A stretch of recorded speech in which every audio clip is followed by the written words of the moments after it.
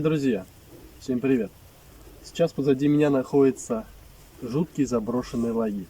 Этот лагерь был заброшен еще 20 лет назад. Но удивительно то, что сам по себе он еще в хорошем состоянии. Но сейчас не об этом. Дело в том, что про этот лагерь ходит очень много всяких легенд, слухов и страшных историй. Еще во время его работы дети, которые приезжали сюда, в первые же дни заболевали, и бывало, что это заканчивалось летальным исходом. Также часто дети пропадали в лесу, а когда их находили вожатые, дети рассказывали, что они шли за каким-то странным силуэтом, который их манил к себе. Давайте сейчас просто пройдемся и узнаем, что там творится на самом деле. Сегодня я прибыл сюда не один, со мной мой друг и непосредственный водитель, который возит меня на все заброшки. Дело в том, что я не рискнул сюда отправиться один, потому что, во-первых, это лес, здесь могут быть дикие животные, потому что я слышал, что здесь водятся кабаны, лоси и тому подобное.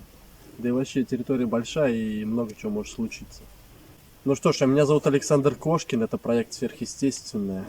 Приятного просмотра. Друзья, вот главные ворота лагеря. Как видите, они еще сохранились. И мы заходим внутрь.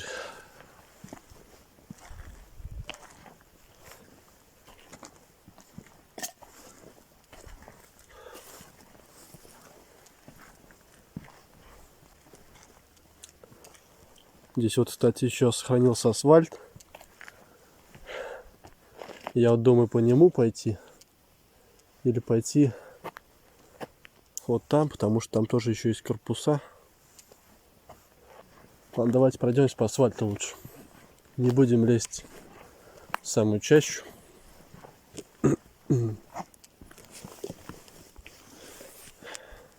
Большой минус, друзья, то, что в лесах на большой площади темной не берет фонарь. То есть, видите, я снимаю, а вдали вообще ничего не видать. Вот только вблизи. В общем, давайте зайдем вот в это помещение.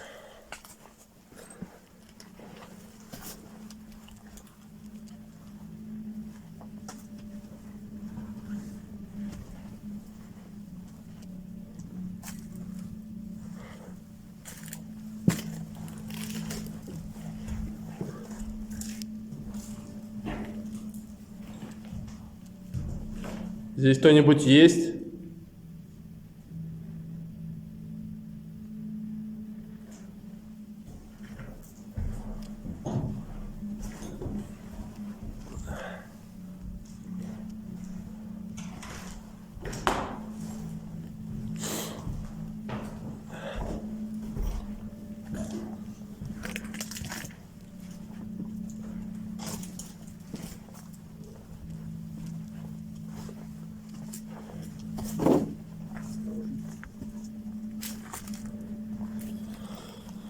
Пойдем дальше. Сейчас, друзья, просто полнейший мрак. Вот если бы не фонарь, то в лесу абсолютно ничего не видать. Тут там такая тишина гробовая. Да. На удивление, кстати. Ни ветка не скрипит, ничего. А может быть даже и к лучшему, что ничего не пугает.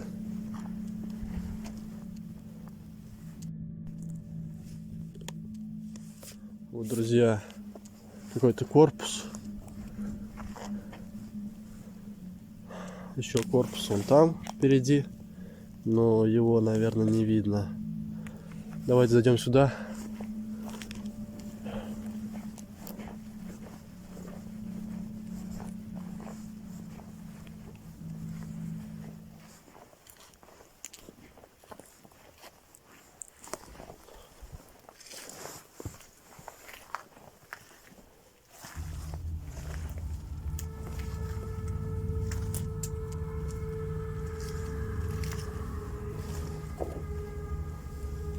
Просто досками все завалили. Да, наверное, были жилые корпуса, где располагались дети.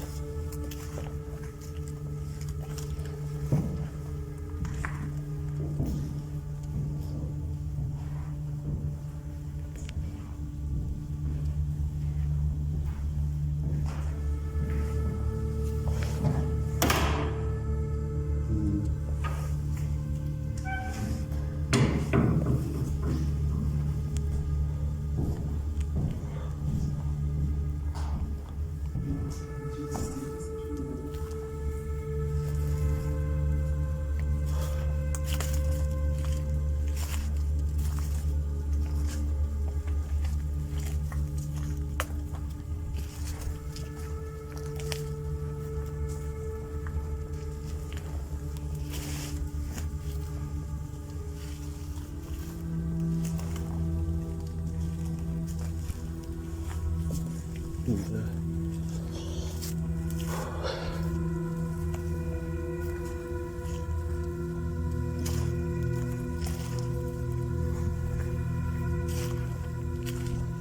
Я так полагаю, что, скорее всего, большинство помещений пустые. Из них уже все вынесли, все, что можно было.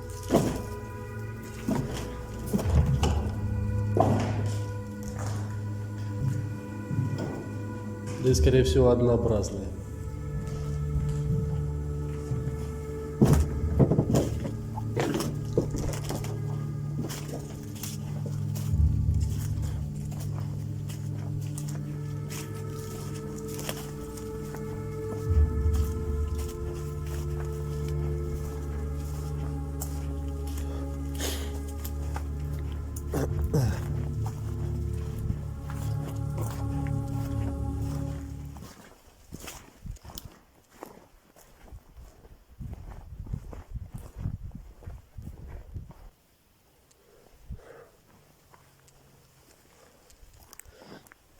Так, думаю, что еще зайти куда-нибудь.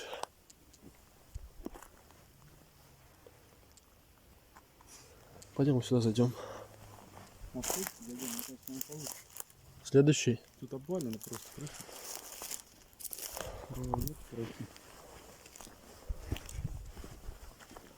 Да, друзья, просто вот у этого корпуса и у того корпуса тоже обваленные крыши над входом. Я думаю, туда не стоит, нет смысла заходить. Строение, они однотипные же все это были. Да, потому что все однотипное. Буду заходить, которые более-менее целые.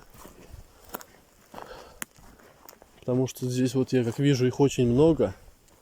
И все однообразно. Вот сейчас, друзья, вроде ходим здесь вдвоем, а все равно такая вот площадь большая и повсюду темно, даже с фонарем. Все равно находиться здесь очень жутко. А прочитав историю об этом месте, становится еще жутче. Беспокойное чувство не покидает.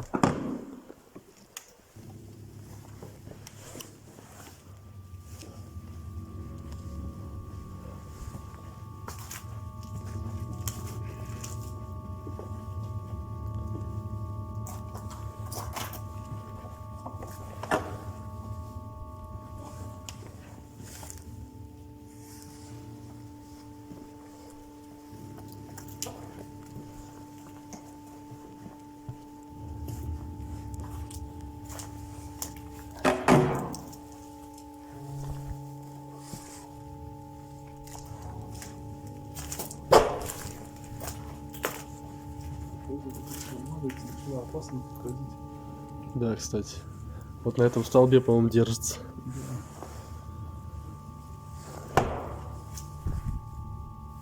Да, это, скорее всего, типа комнаты, где жили вожатые, возможно. Может и дети. Может и дети. Сейчас уже не поймешь.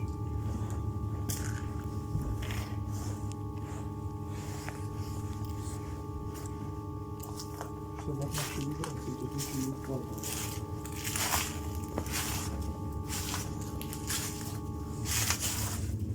Так, вот здесь не открою, наверное. А здесь, походу, какая-то кладовая. Да. Ладно, пойдем дальше. Так, друзья, подошли к большому зданию. Пока не знаю, что это такое, но это не похоже на корпус. Сейчас посмотрим.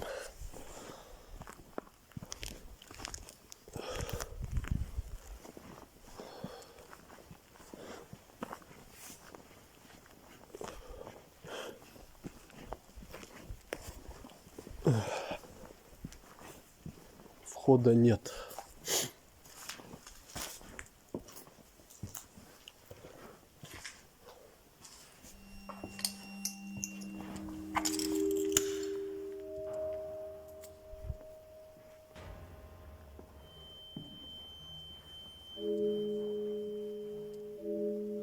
Как обычно, одинокий стул.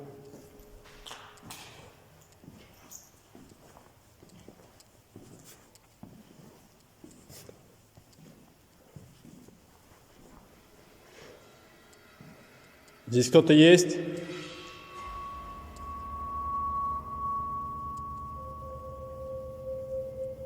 Если здесь кто-то есть, дайте знак.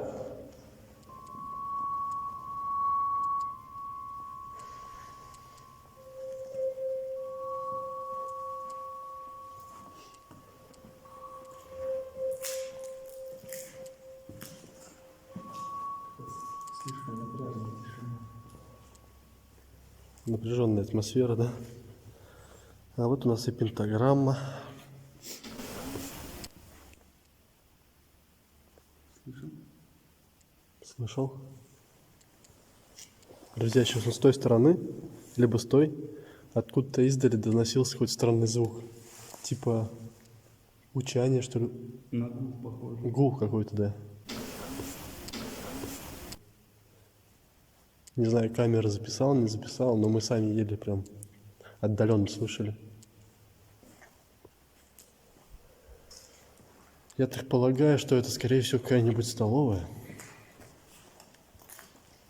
Потому что вот окошки есть.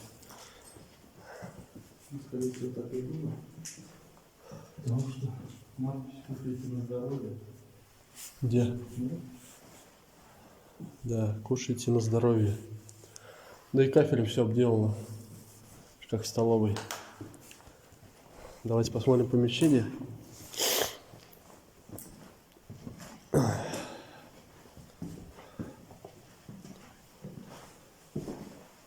это у нас, по-моему, холодильники.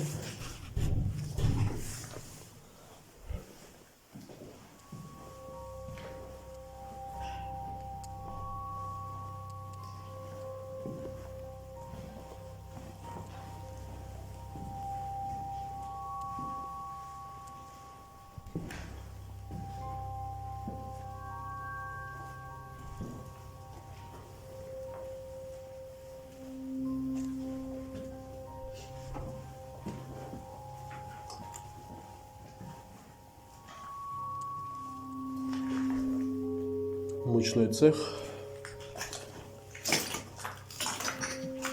овощной,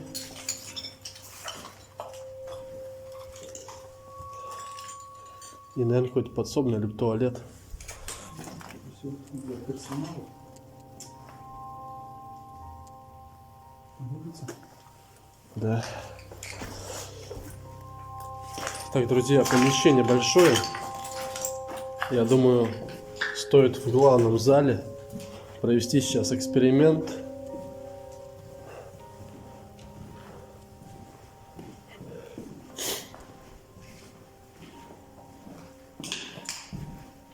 На самом деле, вот здесь вот ходишь, да, и не хочется нарушать эту тишину. Да. Я не знаю, такое чувство, как будто здесь не один ходишь. Да, есть такое чувство, как будто ходишь, и как будто по пятам за тобой кто-то вот из этих вот темных окон, за тобой кто-то смотрит.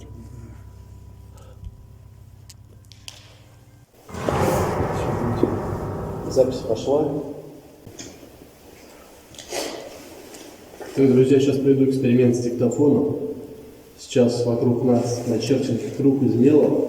Еще я расставил свечи. свечи для показателя результатов, то есть, возможно, какой-нибудь дух, с помощью них сможешь вступить с нами в контакт, затушит их или они будут колыхаться. А круг для того, чтобы для защиты. Потому что много поверий и легенд, что круг из мела защищает от нечистой силы. Но это так, чисто на всякий случай. Давайте начинать.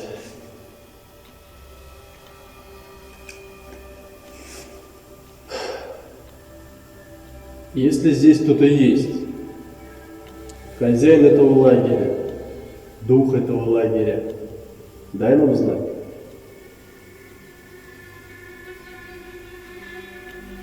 Скажи что-нибудь.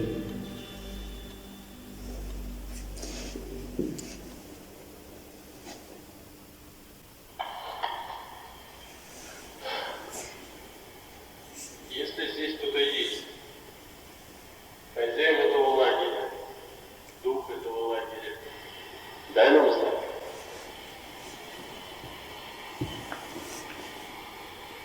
Скажи что-нибудь.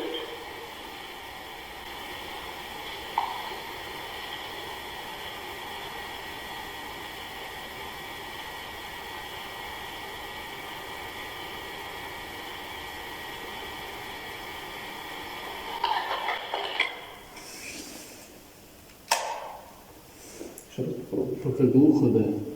Еще раз попробуем.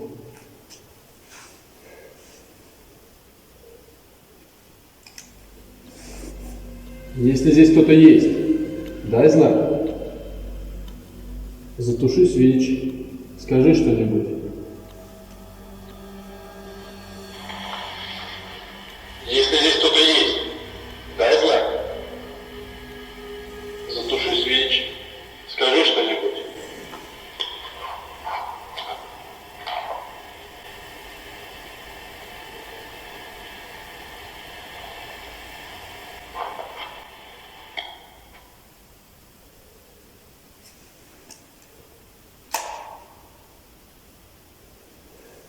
Кромешная тишина.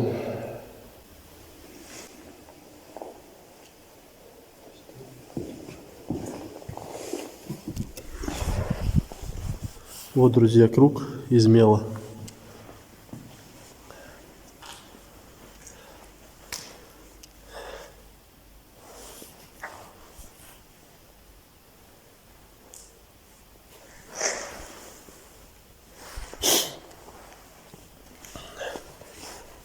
Кстати, заметил здесь один рисунок жуткий.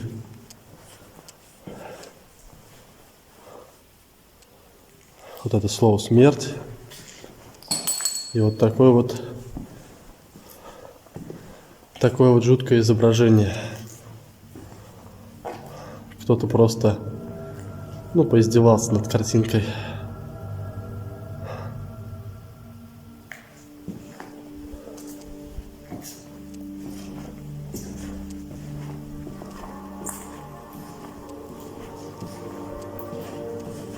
Че, свечи ведут себя как? Спокойно.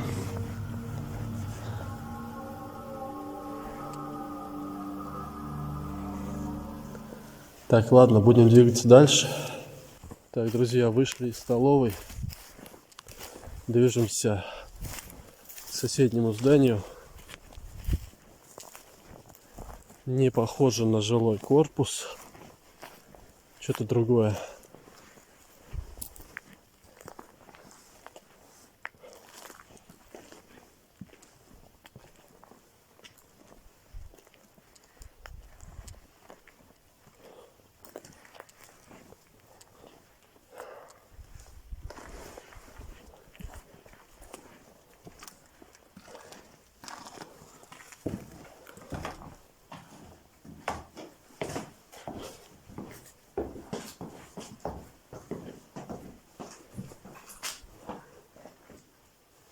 Скорее всего, какой-то склад был.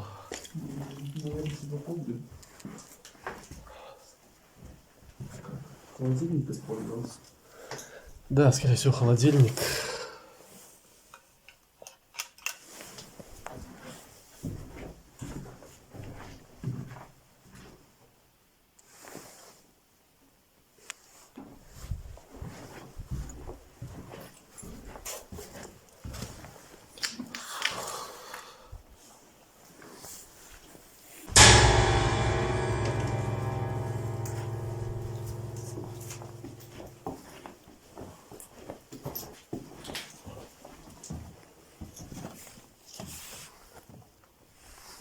Это такая тьма, что у меня даже фонарь уже не берет вдаль, Даже теряет пространство, где находится.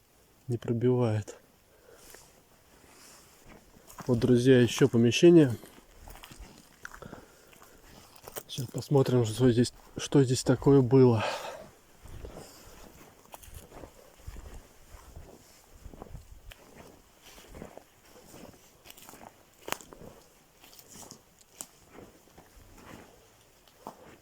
Вы только посмотрите, как жутко поросли двери.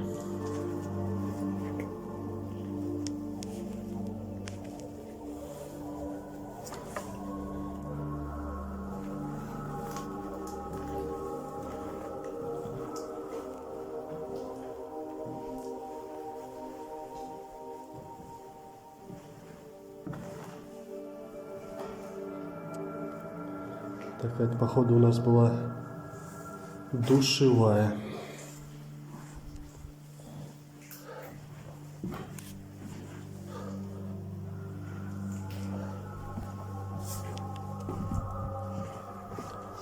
Ну, здесь, я понимаю, друзья, тоже душевая, скорее всего.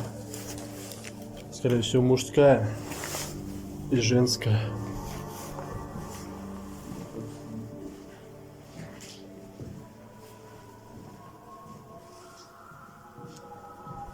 Да.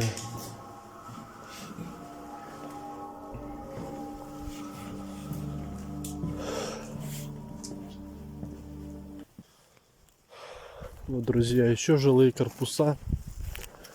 Вот идет. Давайте просто в окно заглянем.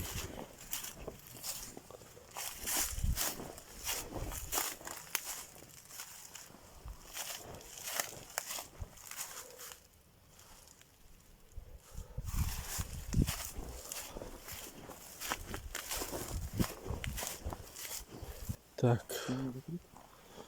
Вот еще, друзья, корпус.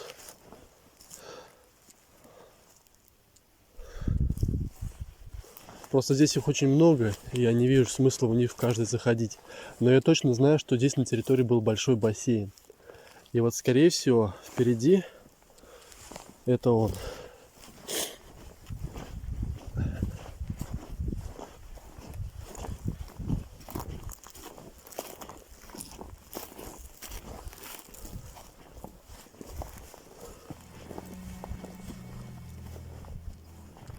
Точнее, все, что от него осталось.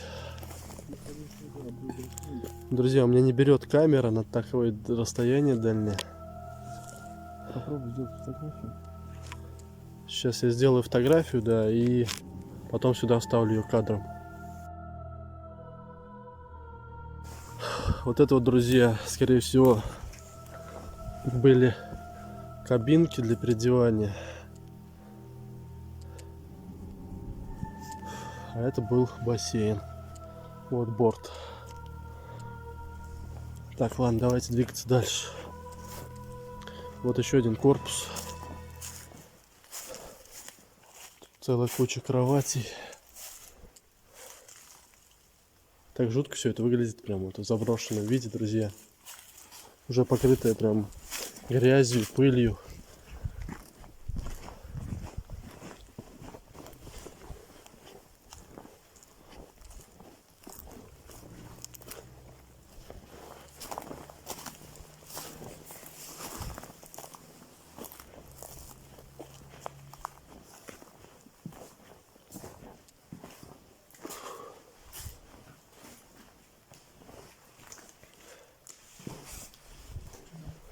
Да ничего там.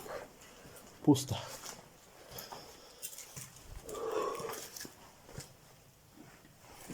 Технические помещения, возможно, будет.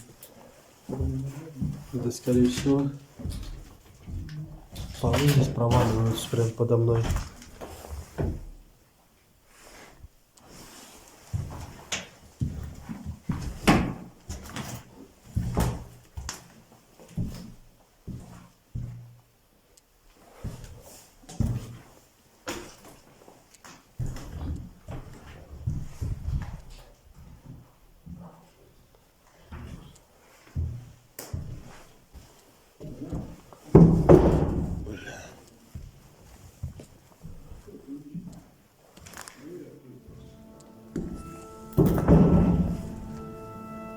Так, а это у нас, по-моему,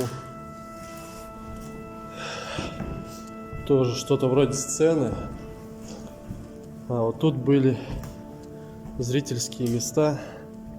Вон лавочки.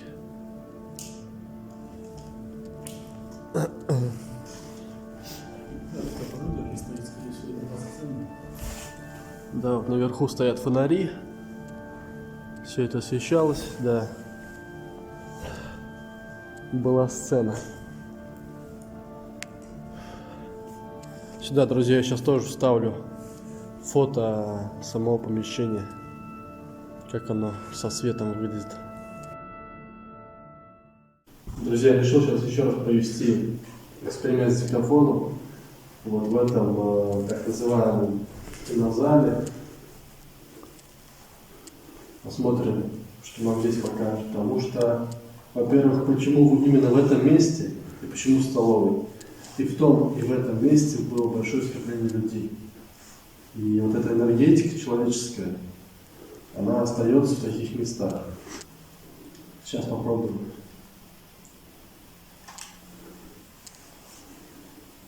Если здесь кто-то есть, дух этого лагеря, дай знак. Вступи со мной в контакт.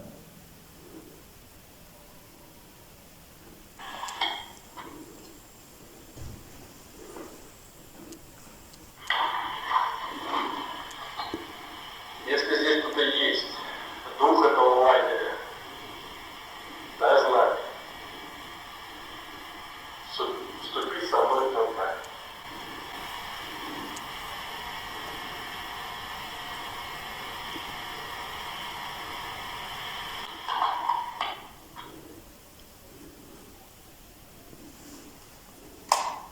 Тишина.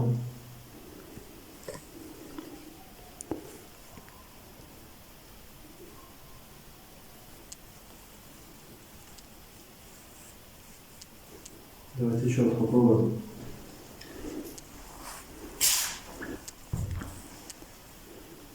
Если здесь кто-то живет, какой-то дух, дай мне знак. Скажи мне что-нибудь в этот диктофон. У меня есть камера. Ты можешь мне показаться?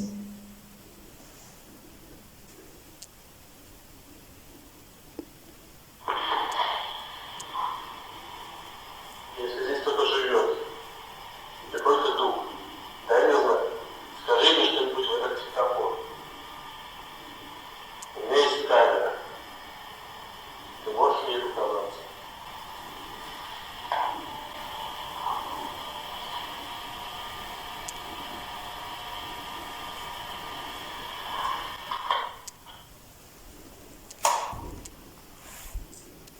Я не знаю, я ничего не слышал, но диктофон сам по себе вел себя очень странно. Я слышал вот эти помехи такие.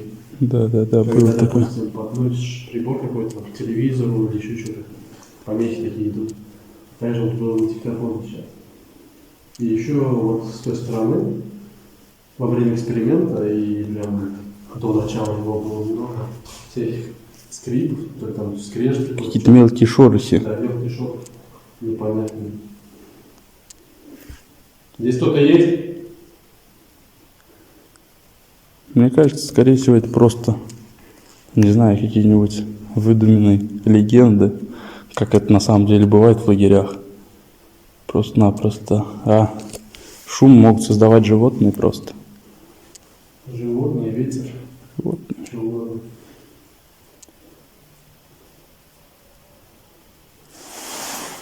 Так, ладно. В принципе, друзья, это было последнее помещение, которое я хотел вам показать. Много здесь вообще жилых корпусов, корпусов, где жили дети. Их, наверное, штук 9. 8. А? 9. 9, да, вот 9 корпусов. Но просто заходить в каждый из них я не видел смысла. Потому что они все, во-первых, одинаковые, а многие еще и обрушены уже. Безопасно для самих себя. Да, потому что в один мы заходили, там крыша обвисает уже так, периодически упадет. В принципе, что я хочу сказать. Давайте сразу проведем аналитику этого места. Вот мы сейчас тут побывали, прошлись по всему лагерю, как бы пробыли достаточно большое время, где-то больше часа, часа полтора, да, наверное, походили. Ну, даже, наверное, побольше выйдет. Да. И что я могу сказать? В принципе, ничего такого подозрительного я не услышал, не увидел. Да, были какие-то шорохи, скрипы, даже вот сейчас, но списывать это на что-то сверхъестественное, как бы, я думаю, что нет смысла. Потому что, во-первых, мы находимся в лесу, тут животные, деревья скрипят, ветки падают, что угодно может быть. А все, что рассказывают об этом месте, это не что иное, как, скорее всего, простая очередная лагерная легенда, которую придумали сами дети, которые здесь когда-то отдыхали. Ну и, в принципе, на этом у меня все. С вами был Александр Кошкин. Это проект «Сверхъестественное». Подписывайтесь на мой канал, те, кто еще не подписаны. Также подписывайтесь на мой Яндекс.Дзен. Там выходят повторы всех моих видео. Но это для меня еще и важно тем, что сами знаете, какая сейчас тяжелая обстановка на Ютубе. И поэтому это тот сайт, который будет основным, если закроют YouTube. Поэтому я не хочу вас всех потерять и жду себя на Яндекс.Дзене. Всем пока!